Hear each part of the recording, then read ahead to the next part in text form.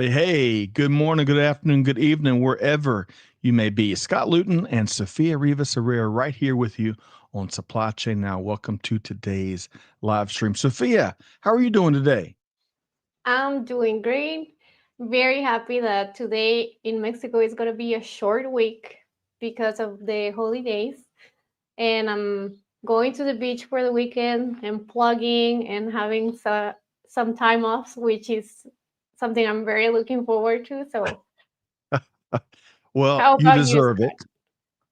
I'm not going to have quite the week you are, but you deserve it. You've been working over an overdrive. You've had events and great shows and everything else you're doing over there as you move mountains, you and Andrea. So it's great to have you here today and give us, you got to send us pictures of the beach because I bet it's going to be a beautiful scene, huh? Beautiful scene, maybe a lot of people, but well. Uh, anyway, I think we're going to have a lot of fun. I know you will. I know you will. Well, speaking of a lot of fun, we've got a great show here today. We're going to really enjoy. Folks, it's The Buzz, where every Monday at 12 noon, we discuss a variety of news and developments across global supply chain and global business. And Sophia, we got a lot of neat topics here today, starting with the gummy bear supply chain. Don't mess with our gummy bear supply chain. Stay tuned for that. The innovative humanoid industry coming into our homes. Stay tuned on that. And we're also going to be sharing resources and updates. And even better than all that, at about 12:15 p.m. Eastern Time, we've got a very special guest, dear friend joining us.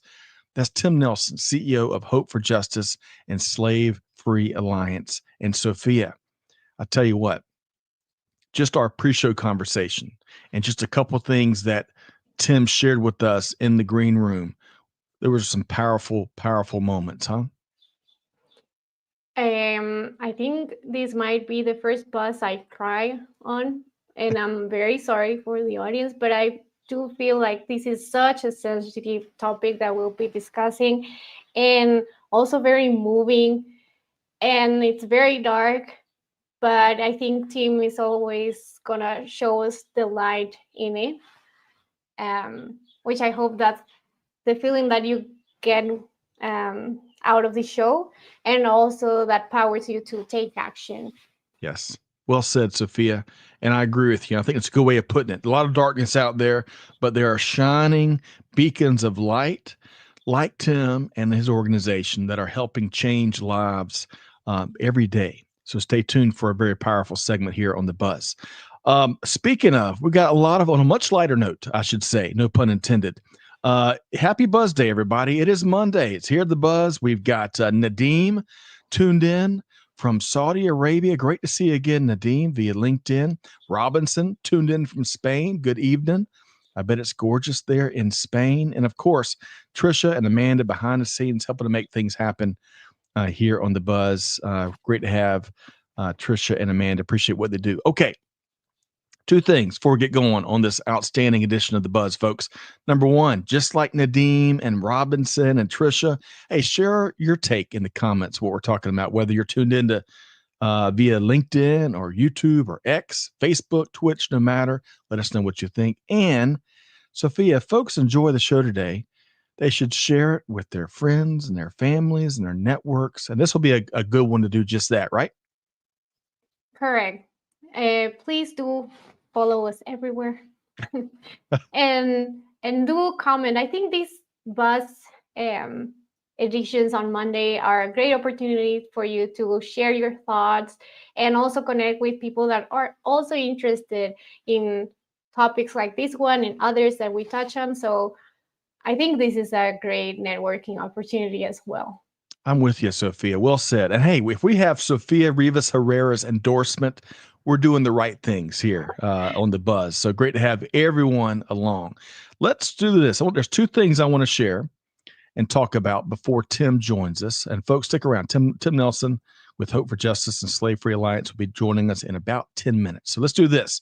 First off, over the weekend, Sophia, we dropped our latest edition of our almost weekly newsletter. With that said, we hit on a ton of topics as usual, starting with a wonderful conversation we had on the last installment of The Bridge, where we dialed in on the value of not only diversity, but inclusivity in our supply chain organizations. Let's see, we offer resources from our friends at Coupa and Zebra, and we touched on the latest episodes from both Logistics with Purpose and Sofia's masterpiece, the Supply Chain Now in Espanol. And we shared a variety of live upcoming programs, as well as new Tango Tango podcast, which is the newest chapter of our Veteran Voices mission. So, Sofia, did you happen?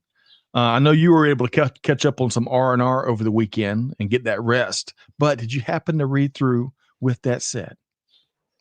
Yes, I have a couple comments. Okay. One, I love the piece on Boom. And then I also read a post from Beth Morgan, the founder, Yes. and she's stepping down and leaving her position to someone else because she's embarking on another journey. So although I'm very sad that Beth is no longer going to be at Boom, I'm very excited to learn what's this new upcoming thing that she's doing, because I feel like it's going to be interesting and also very powerful, because everything that Beth does is with a lot of passion. So that's something interesting. The other thing is with the Logistics with Purpose latest episodes. I don't know if you've seen them, but most of them are around B Lab or B certifications for Yes. companies. So if you haven't read about what is B Corp, what is B Lab, I really encourage you to do so, because all through March it was the B month. And this is all around certifications and empowering companies to be driven by purpose and having a positive social and environmental impact. So I think those are things that in supply chain we need a lot. And perhaps there are a lot of companies that do know about this, but are not necessarily so tied into sourcing, distribution, manufacturing. So I feel like we need to amplify that message alongside. Well said. You did dive in. I am impressed I as did. I always, did. And Sophia. I also did it because I don't know if people noticed, but now there's a Spanish section in the With That Said. That's mainly because of our podcast, our program of Supply Chain Now in Espanol. But yeah, I loved it. I loved it that it's in Spanish. I don't know if it throws people off, but see it as an opportunity to learn a new language. And Yes. if you don't understand it, then just hit translate and you'll see everything in English. And take That's it as a Duolingo lesson, you know? Yes, that's right. It's an opportunity, as you put it. And what Sophia is referring to is regularly we include kind of the highlights, a description of the latest Supply Chain Now in Espanol episode, which hopefully folks will see that and say, "Oh, I want to learn a lot more," and then they'll click and check out the whole episode. And our team, Sophia, works on our bilingualism with each of those Exactly. Spanish segments, as you mentioned. And you know what? We need to grow it. We need to have a whole we need to have a Spanish version of With That Said. Stay tuned, folks. It's coming. Uh, We do have it on Supply Chain Now in Espanol. yes. It's not necessarily the same, Oh, but you know what? Well, let's do this. That is, you're talking about your newsletter yeah, associated with, right? Let's see if before the end of today's episode, we can drop a link to that newsletter in the chat so we can share it with everyone here. How's that sound, Sophia? that sounds amazing. And please do share your thoughts about it. We're constantly improving, constantly adding new things. And yeah, it's a monthly newsletter for now, but who knows? One day it will be like WTS and share it every week. Almost. I tell you, as you know, Sophia, it is a lot to really pour your um, your time and your hard work and your brain power into anything written, especially a regular newsletter. That is a ton of work. But hey, we get lots of great feedback, and that's why we keep doing it. So Sophia, really quick, we're gonna hit one more story before Tim Nelson joins us. And then we want to do a couple things. First off, I want to pull y'all's attention to there's a link to With That Said right there. We're going to drop the link to Sophia's newsletter here before the end of the show. I promise you. And then second thing I want to call out, you see that tight wire that the individual is walking, I think all of global supply chain can maybe Feels like relate. that. Yes, right this second. All right. So let's do this. We're going to talk about candy supply chain before Tim joins us, and Sophia. Kind of related to that Tripwire Act, the High Wire Act we were just pointing out.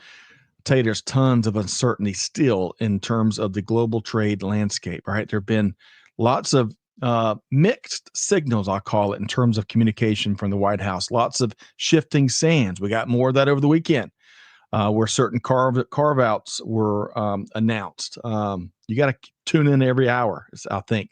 But as Business Insider reported, Sophia, one candy company is navigating the tariff landscape successfully. Tell us more about that. So, okay, this story, this news is nice, and I like it because of the topic of candy supply chain. Yes. But just let's take it a bit pragmatically and objectively, because the strategy that Haribo, or this German manufacturer of Yes. one of their most famous candies, the gummy bears. Now you see. Thank you, Amanda, for that. Everyone, Sophia, everyone has enjoyed these gummy bears, I bet, at least 27 times in their lifetime. But I digress. Tell us more. The thing is, like, this Business Insider published this news in which they say, like, Haribo has a great strategy against tariffs because they have a manufacturing center in Wisconsin to just produce all the candy that is consumed for the US market. So therefore, they won't be impacted by all these changes in our exports and imports. But then again, it's like, okay, of course it is a great strategy, but they didn't decide this just by listening to the latest news of last week, right? This has happened from way before. So I think, like, yes, of course, we can learn from them and understand that, okay, maybe tailoring our manufacturing centers to certain regions and not shortening our supply chains to serve certain markets.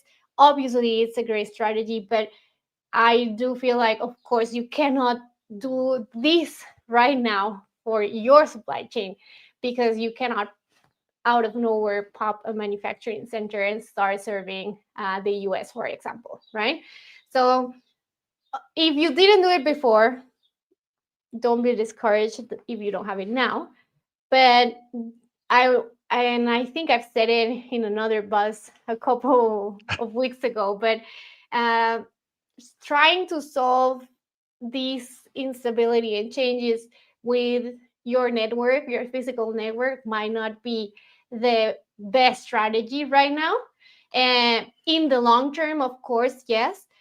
But if you want to start trying to mitigate the tariff impact on your supply chain, maybe focus on other quick wins. Yes. Well said, Sophia. Well said. And I want to add a couple points, and I'm glad you brought this up. The whole business, and folks, you can go check out. It's like a 3 or 4 minute reel, which is very informative. Business Insider does a great job. We dropped a link there in chat. But I think one of the challenging things that is stymieing a lot of decisions is there's a lot of confusion and uncertainty in terms of what the U.S. is, what the end game is like. And you know, it's as the leader, Mary Barra with General Motors said, and I'm gonna paraphrase this. We've mentioned this a couple of times. We're not going to invest billions and billions of dollars when we're uncertain about, you know, what the eventualities look like, right? And it's creating all this uncertainty. But to the story that Sophia pointed out, a couple things, because Haribo, I love my gummy bears, and maybe on a lighter note here, but Haribo opened their first U.S. factory in Pleasant Prairie, Wisconsin in July 2023, very fortunately for them. And things went so well that in 2024, the company happened to triple its warehouse space and expanded its facilities. And all that's great for Haribo, and all that's great for the consumers during of their U.S. made candies. However, The candy industry, Sophie, we're talking about this in pre-show a little bit. It's going to be hit hard in the coming weeks, given all the tariffs. At least at 12:17 p.m. Eastern time. We'll see. We'll see what 117 brings us. But get this. I was reading at foodmanufacturing.com, Sophia. You know the Snickers bar, right, Sophia? The Snickers bar? Yes. Okay. It's one of my favorites. I've got a big old weakness for Snickers bars. And, they're made, at least according to food manufacturing, they're made in the U.S. and Texas. However, you may be thinking, oh, great. At least my delicious Snickers treats aren't going to cost me more. But it's ingredients.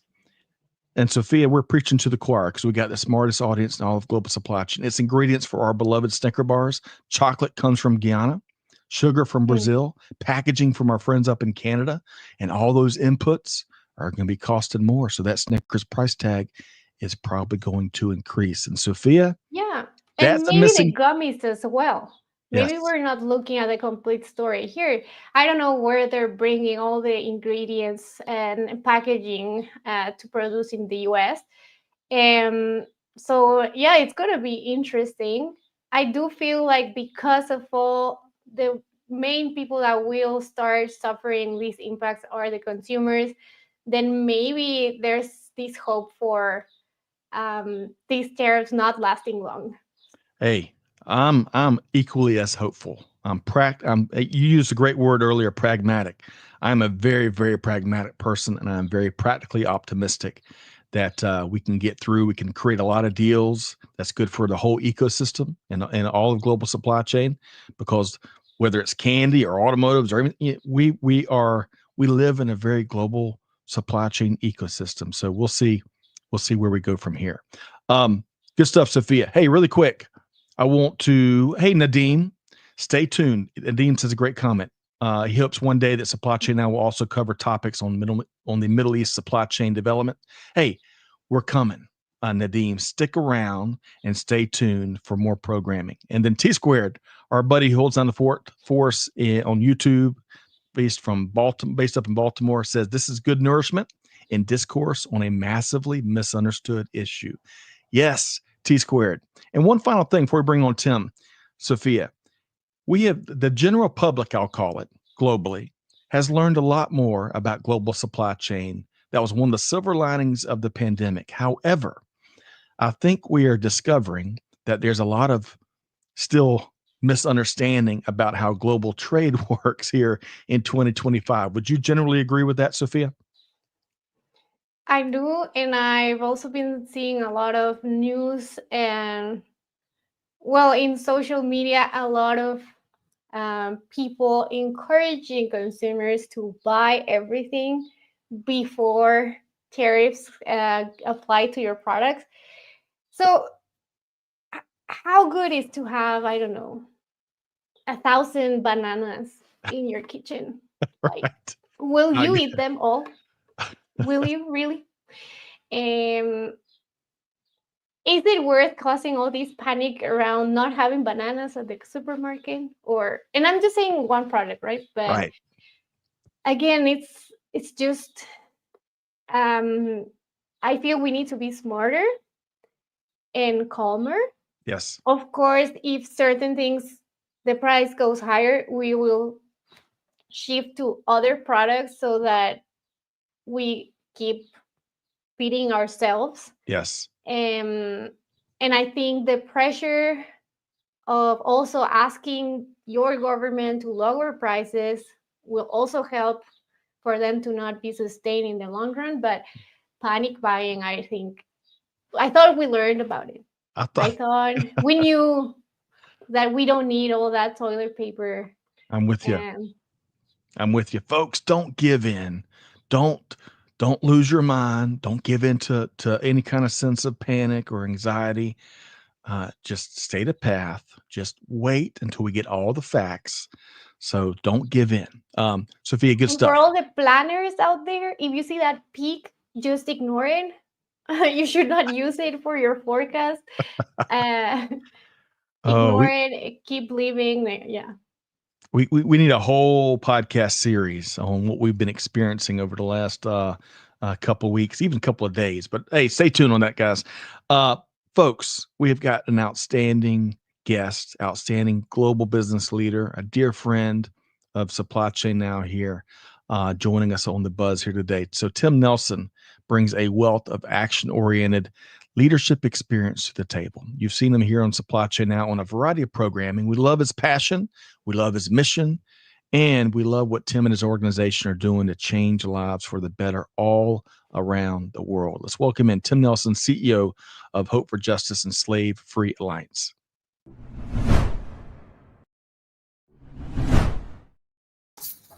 Hey, Tim, how are you doing today? I'm doing really well. Thanks so much for having me on. As much as you love what my organization does, we love Supply Chain Now. So it's an absolute real privilege to be on with you today and hear what you're talking about as well.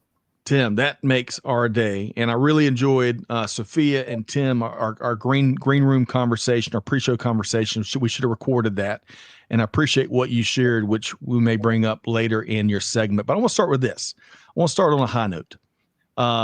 So folks, if you are a golf fan, you saw over the weekend an incredible final round of the Masters where Rory McIlroy won not only the Masters, which is a big deal, right? That and I think $4.2 million payday or something like that. Anyway, but better yet, he was the sixth person to win the Grand Slam. So he's going to be Hall of Famer already.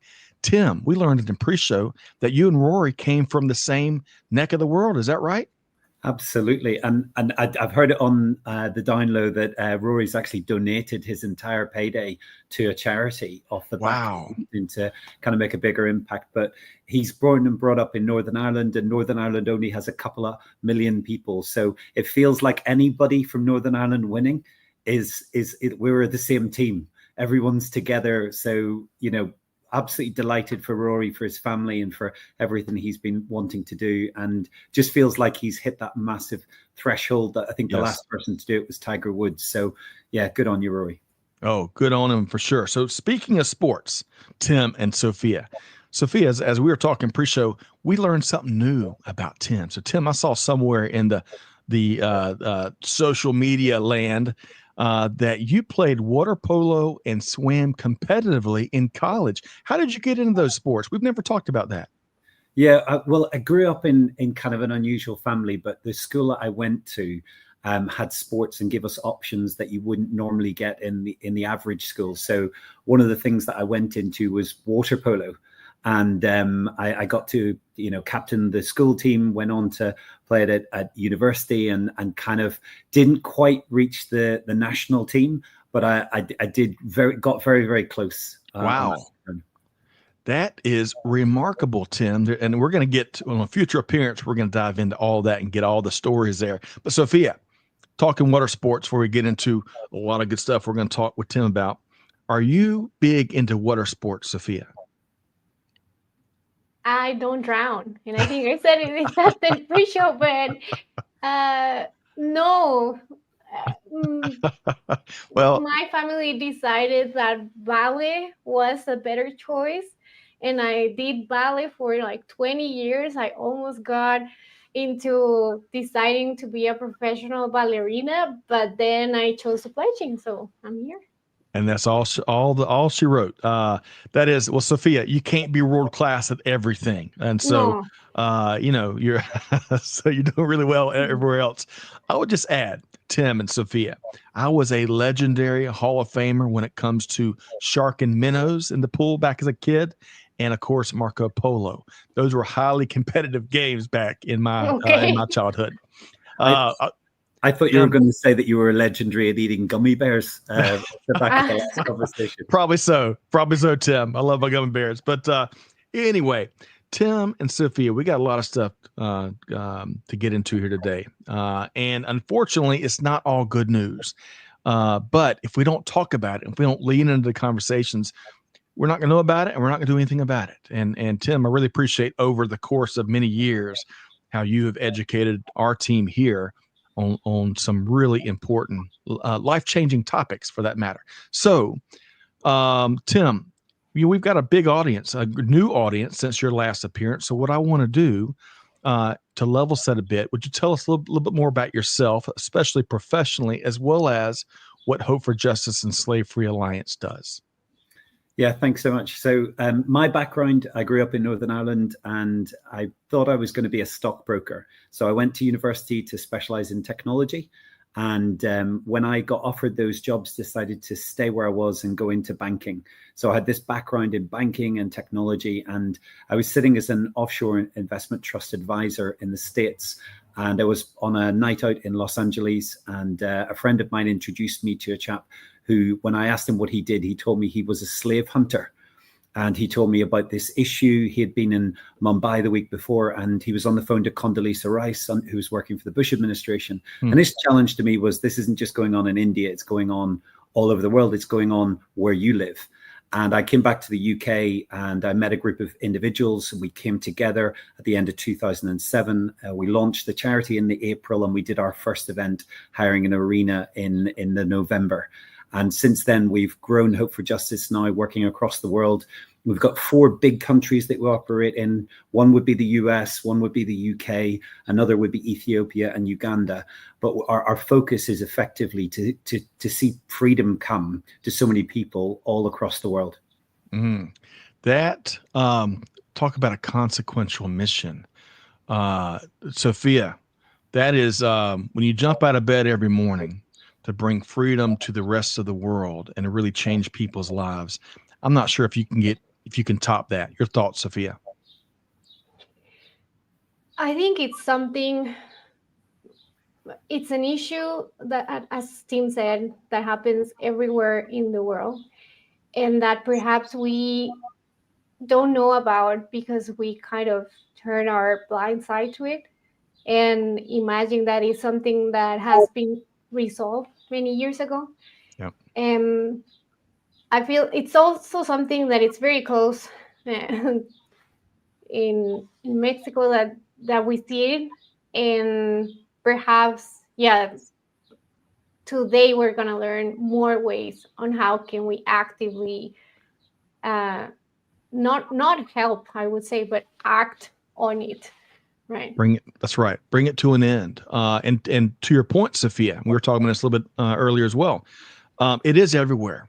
It is everywhere. In fact, just over the weekend, the AJC, the Atlanta Journal-Constitution, which is the Atlanta-based biggest newspaper probably in the state, was reporting on how Georgia authorities here in our home state uncovered a massive forced labor ring.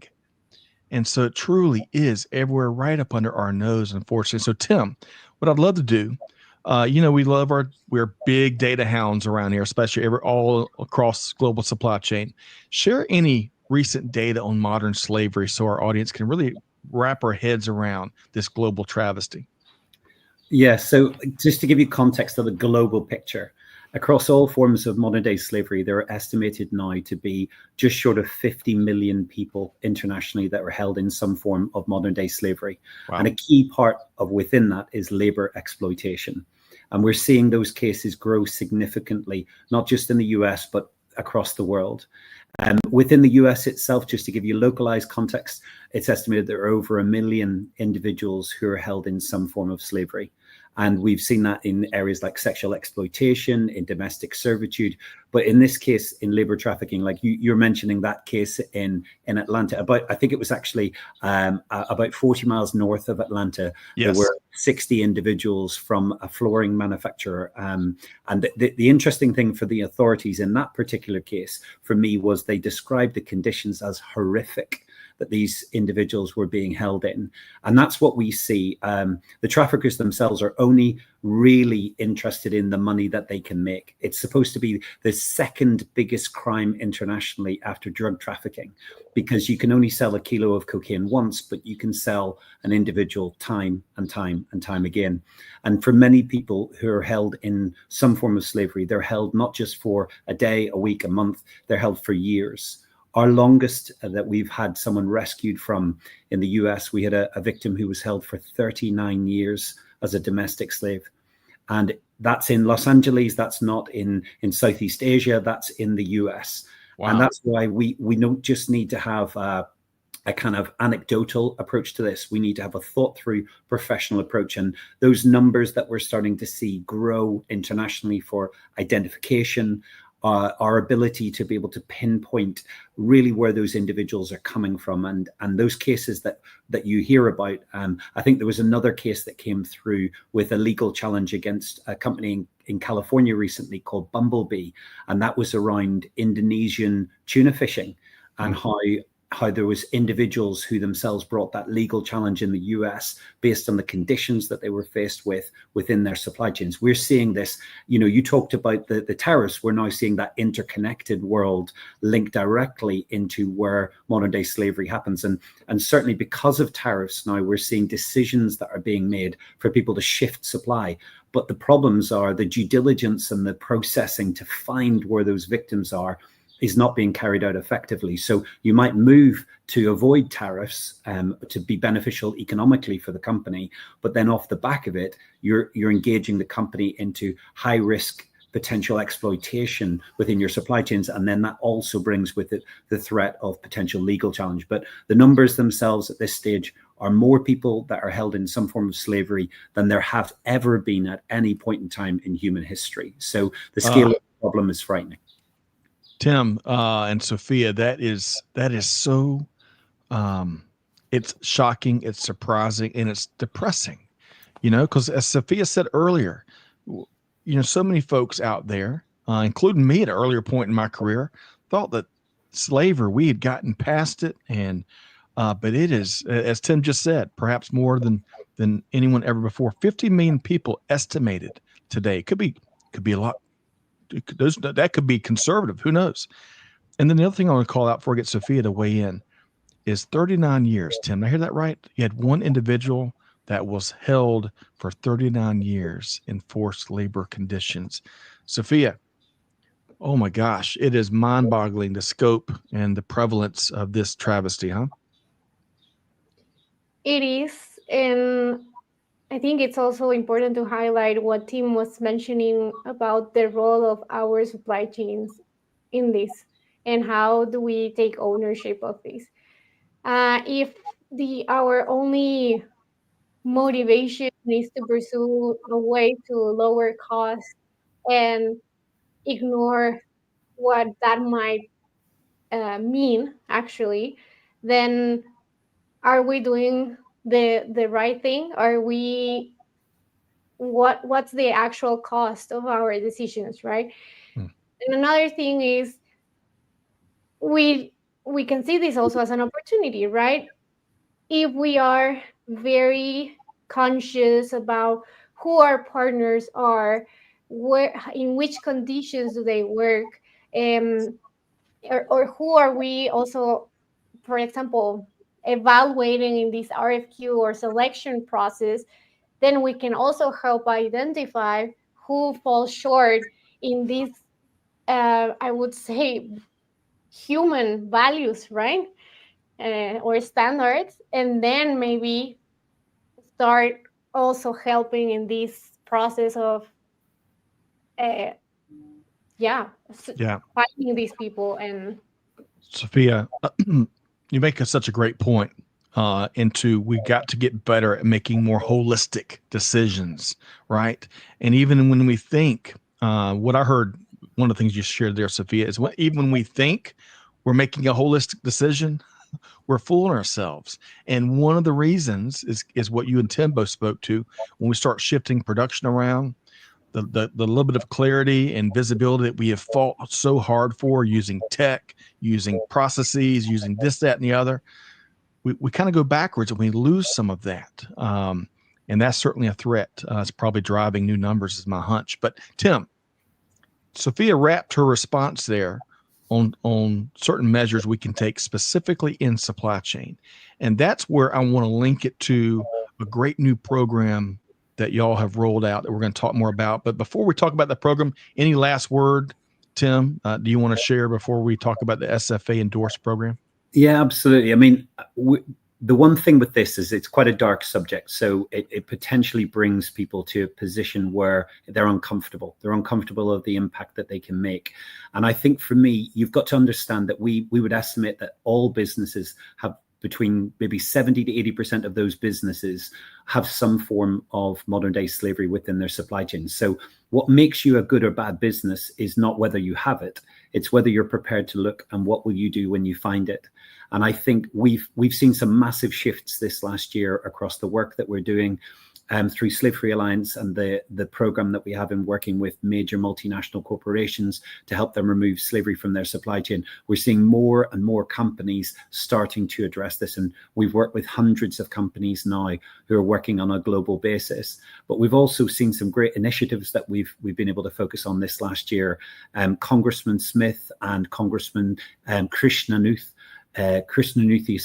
have come together on a bill that we've been working on for 3.5 years in the US, which will now mandate every hotel in America to have mandatory human trafficking training.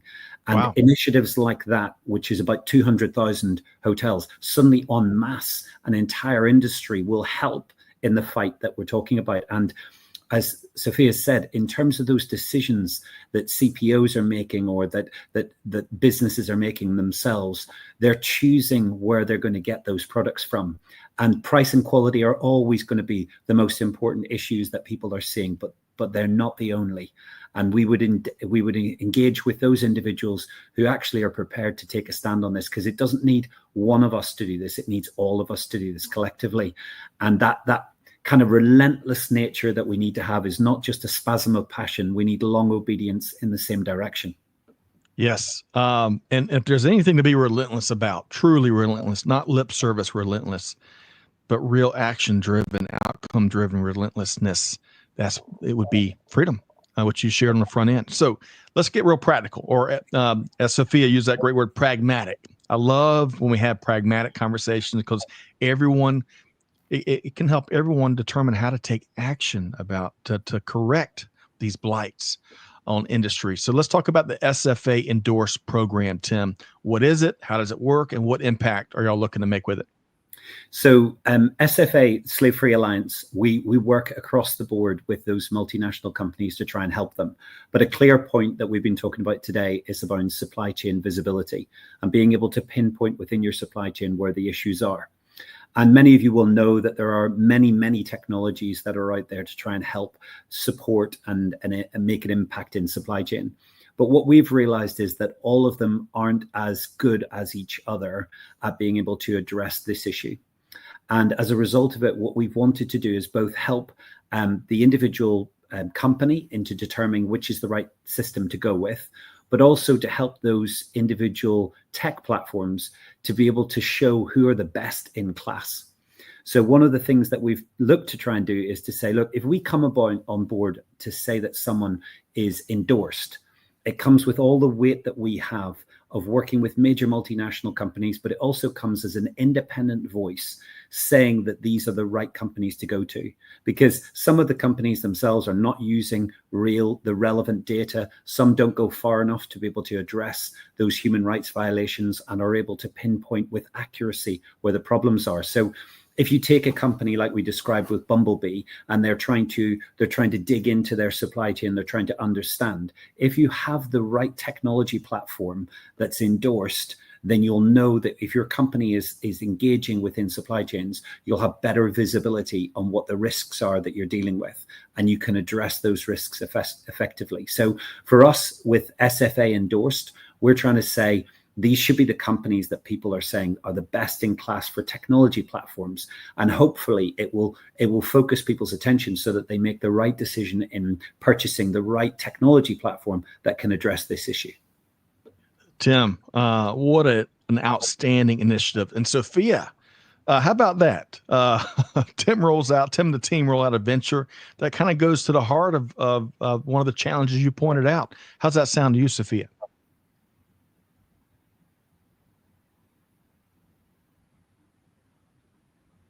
And we might have lost your audio, Sofia. Maybe. It could be just on my end. Murphy's Law is still hanging around on Mondays, especially, folks. Let's try Sofia again. Sofia? Oh. Let's see here. A little technical difficulty. Let's see. Sofia, are you back with us? Check 1, check 2. All right. Not yet. Maybe. Let's see. We got you. Continue the conversation. We got you, Sofia. We got you right now. Perfect. But I'll get another mic, so continue. Okay. All right. Let's do this. I'll bring Sofia back in. We'll give her a chance to swap out the mic. If they're like my mic, sometimes the batteries go out at the perfectly wrong time. Tim, with the SFA endorsed program, we'll get Sofia's comments in just a second, but I've been doing some reading up on it, and I see that y'all have got some early adopters that see the value and are getting behind this program. Maybe nothing you can share publicly, or maybe you can. Tim? We would say go to our website as the key driver for most people, because what we want to try and do is we want to work in a way that people know where to go to, so that they have signposts on who are the right companies to go with, who are the ones that we can endorse. And we also want it for those people who have tech platforms that they're approaching us and enabling us. So we would always drive people to the website slavefreealliance.org to be able to help, or if people want to go directly to the charity's website, hopeforjustice.org. But I think as much as we possibly can on this initiative, it's those people who are really pinpointing where the problems are, and they're saying, right, we're in a position now where we realize we need this to address the legislation that's changing internationally. We would say definitely pick a tech platform. Part of the reason why we've pulled back from doing a technology platform ourselves is because the scale and scope of some of the technology systems, where hundreds of millions of dollars have gone in to support these systems, we can't replicate. But What we can do is we can be the almost Intel chip to try and say which are the right ones to go with. Love that. So folks, we're going to talk about this again, but just want to make sure y'all have it. Hopeforjustice.org and slavefreealliance.org, and especially the latter one, which we're dropping up on the screen now. The latter one, if you're really interested in the SFA endorsed program that Tim is sharing. So Sofia, we're going to talk about some good news, some real good news, anecdotes and stories from the front lines here with Tim in just a second. But Sofia, this program sounds like a winner to me. How about for you?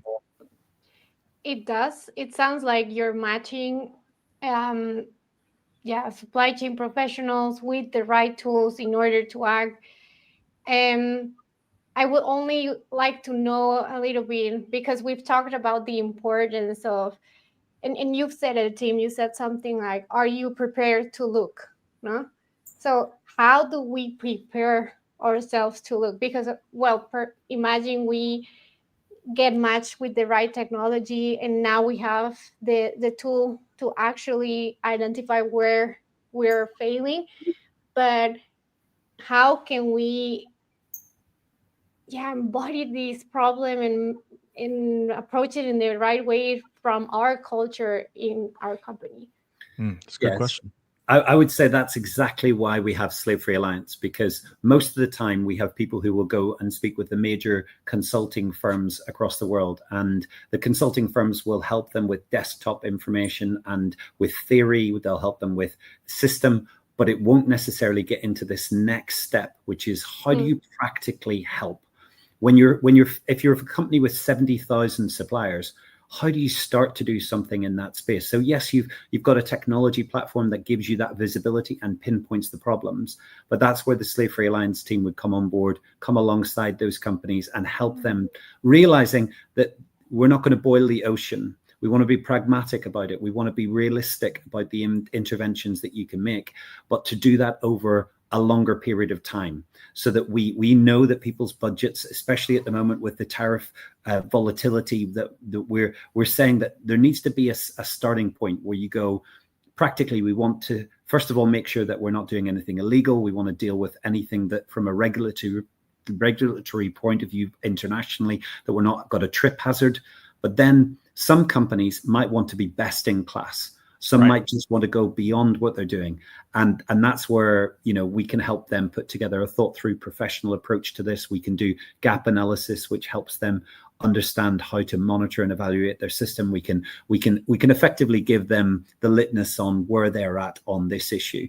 And more so, we also see investment companies now stepping in and asking questions, and we're partnering with them so that the investments that they're putting into major multinational companies, that they're not actually putting those investments in and bringing risk on the investments they're doing under human rights. Tim, I love that. It really sounds like we're making some progress. We're garnering some momentum. And I think one of the best parts of this new program, and just really part of y'all's MO at the organization, is learn from folks that have seen it, have done it, and they've helped organizations that are really serious about investing resources and blood, sweat, and tears into addressing it once they do find it. Because as Tim shared, it's everywhere. It's everywhere. So it's not about if you find it. You got to strike that from your mindset. It's about what you do when you find it, and you need to partner with experts. So, Tim, admittedly, I am a big fan. We've gone back for quite some time. I love what the not-for-profit organization does, the Hope for Justice and Slave Free Alliance. Let's do this, Sofia. We talked about, folks missed out on the pre-show today. It was a very powerful 20-minute conversation. And there's one thing I want to pull out. I dove into the organization's annual review. And folks, you can go, again, we'll drop the sites right there in the chat. And one of my favorite parts out of all the data, is right there at your fingertips, is this one. 989 children and teenagers just in 2024 that Hope for Justice and Slave Free Alliance reunited with their families. And then the pre-show, Tim shared a powerful video of a reuniting family with a lost loved one. And Sofia, oh my gosh, that was probably the most powerful 2 minutes I've seen in weeks. How about you? I have no words. I feel there cannot be a way to explain the feeling of certainly knowing that family member that was missing is back with you, because I feel the uncertainty of not knowing, it just burns you from the inside out. Yes, it's overwhelming. And I felt like Sofia, it's overwhelming. Tim, let's wrap on some good news though, because whether it's that reuniting celebration or some of this outstanding outcomes-driven data that folks can find on your site, any other anecdote or story you can share kind of from the front lines of your team's work? Yeah, there's loads. I could take up more time than anything, but just to give you scope of what our reach has been this last year, that we've reached nearly 150,000 individuals across our programs internationally. I mentioned about the new bill that's been dropped on hotels, but we've also been in the US, we've been digging into trying identifying prisoners who've been trafficked and then find themselves in prison. And just in the last 6 months, we've trained just over 60,000 prisoners in that space. We've been pressing in with the work that we're doing with Slave Free Alliance, and we've been doing a lot more work into trying to helping those companies from a US perspective and from a global perspective. And some of the companies that are coming on board to partner with are the biggest companies in the world. If I look from a UK perspective, we've now got 17 of the top 100 companies on board, and we need to do the same for the Fortune 500 companies in the US. But we're gaining momentum, we're building in depth and strength, and just hearing this morning about some of the work that our team are doing out in Australia and building now in terms of getting response from individual major multinationals there. So it doesn't matter where the company is located, our team are going to try and bring the best response that we possibly can. But our team works so tirelessly internationally. I'm super proud of everyone and what they're doing, the depth, the strength. We just last week, we had a mention in the Houses of Parliament over a debate that was happening. I think we got mentioned on 3 occasions in the debate by various members of Parliament, talking about the work and the role that Hope for Justice have in being able to help support the team that is responsible within the Home Office on this issue. So I feel really honored to be leading the organization, but obviously feel the weight of responsibility with the scale that we have and the need that Slave Free Alliance needs to work with every major company to address this issue, and that no matter what role someone has within their company, they can all engage in this and use themselves as a stakeholder to bring change in this area specifically. Oh, Tim, so much good stuff, and I'm so glad we wrapped on the momentum and some of the change that you and your team are helping to lead and to garner more and more momentum as we build hopefully a tidal wave and we'll reach a tipping point to really make more progress amongst the estimated 50 million people that are caught up in modern day slavery. So, Tim, if folks want to join your mission, support your mission, how can folks do that as well as connect with you and your organization? So I'd say practically, if anyone wants to connect with me, you can do it on LinkedIn. Just look up Tim Nelson. If you want to give to the charity Hope for Justice, go to hopeforjustice.org. But if you're a business or you're an individual within a business that wants to connect with us, please go to slavefreealliance.org, and you can connect with us through that mechanism. If you're a tech platform that's looking to go after SFA endorsed, then certainly contact us through that mechanism as well. But any questions that you have, any training that you want to get, any kind of anything that you want to highlight this issue, please don't feel you can't reach out. Outstanding. Folks, we can do so much better. And we're so thankful, Sofia. We're thankful that there are Sherpas to help guide our journey to doing better. Would you agree? I completely agree. Yeah. Okay. Big thanks. Tim Nelson, CEO of Hope for Justice and Slave Free Alliance. Connect with Tim, support the organization, or at least, hey, grab a chat and exchange and see what Tim and the team are seeing out there. You'll be better off when you do. So, Tim, thanks for being here, and we'll see you next time, my friend. Thank you so much. Have a great day. You bet.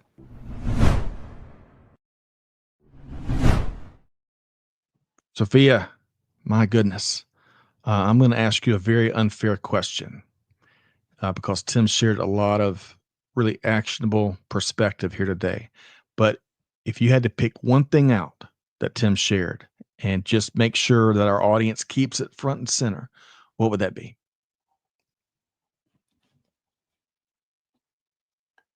I would say that maybe it feels like a problem very far away from where we are. Yep. But it's even closer than we think. So again, I think it really moved me what Tim said about be prepared to look. So when you're prepared to look, then act on it. And I feel like don't feel hopeless that perhaps you're just a member of a big organization and that you don't have the power to change things. I think when we shift our minds and rewire our brains into I'm a part of it and I do have an effect that can magnify if I speak up and if I take action, then that's something we should all start doing. Well said, Sofia.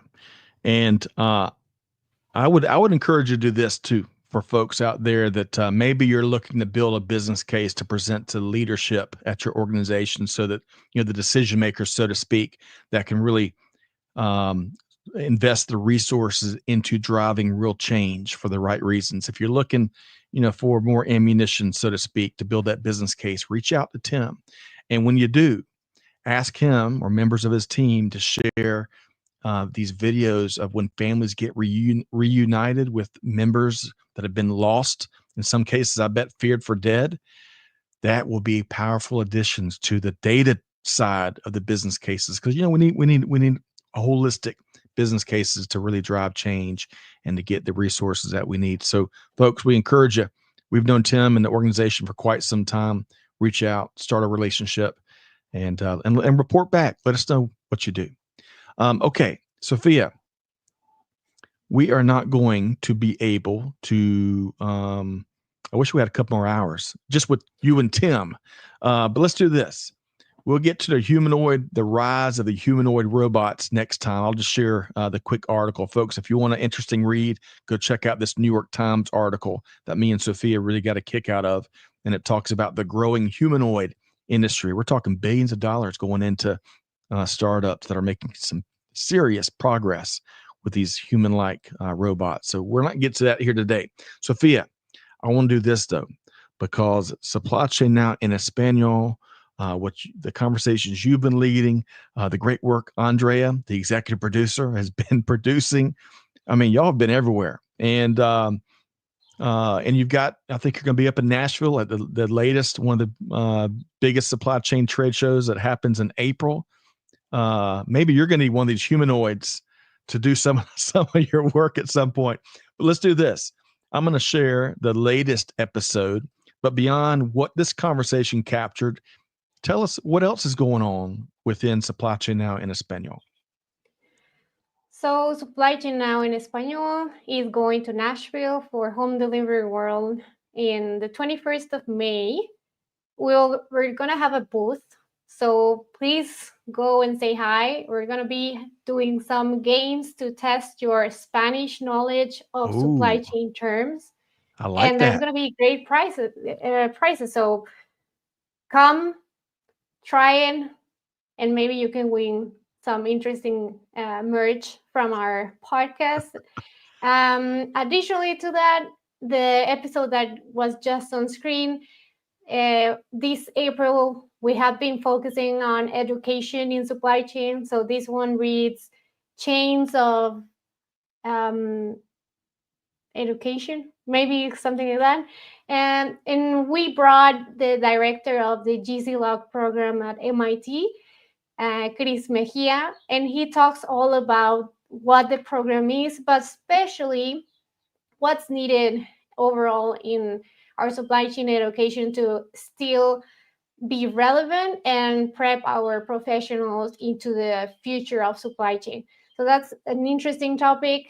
Also, demystifying this idea that MIT is unapproachable or unreachable. So do check it out. It's a great episode. If you don't know Spanish, if you're scared of learning Spanish, you can go to our LinkedIn and find the quick clips that we have, short clips that are all translated with subtitles in English, and then you can be part of the conversation as well.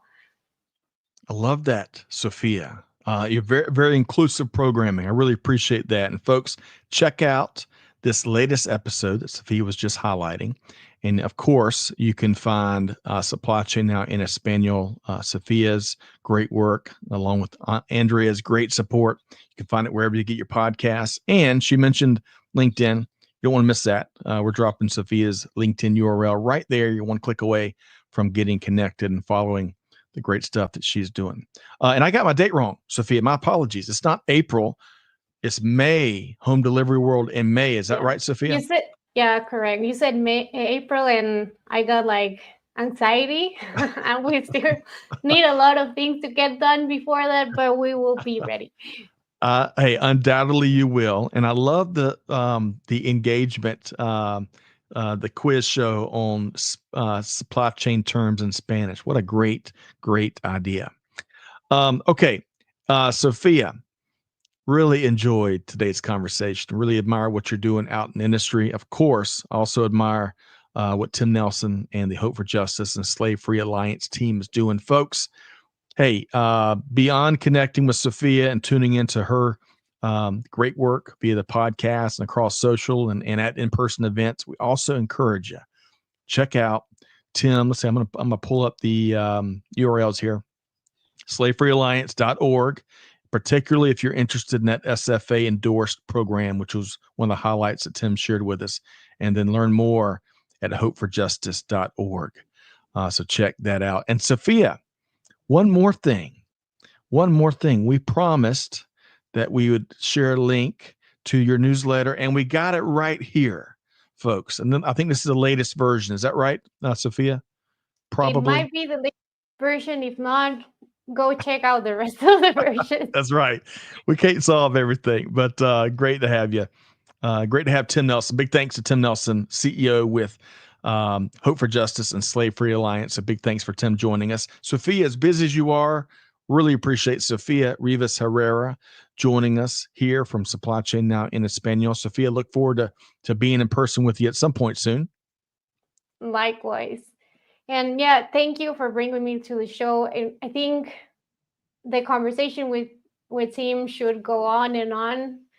And if people still have questions, maybe we should bring him back, because this is a thing that we should all be aware of and we should all be acting on. So thank you again, Scott, for using this platform for also uncomfortable conversations, but of very necessary actions. Sofia, you bet. Hey, if we're not getting uncomfortable from time to time, then we're really not leaning into some of the biggest challenges and issues of our day. So great to do it right here with you. And of course, big thanks to Tricia and Amanda behind the scenes. But here's your homework, folks. I've got to issue homework. I know it's spring break time for a lot of schools, but we never get breaks, it seems like, in global supply chain. But here's your homework. Between Sofia and Tim and some of the great comments we couldn't get to, lots of good stuff here today. The challenge is take one thing, share it with your team, put it into practice, act on what we were talking about here today. Let's wipe out modern day slavery and human trafficking from across the globe. But the only way we do that is through deeds, not words. So with that said, and on behalf of the entire team here at Supply Chain Now, Scott Luton challenging you to do good, give forward, be the change that's needed. We'll see you next time right back here on Supply Chain Now. Thanks, everybody.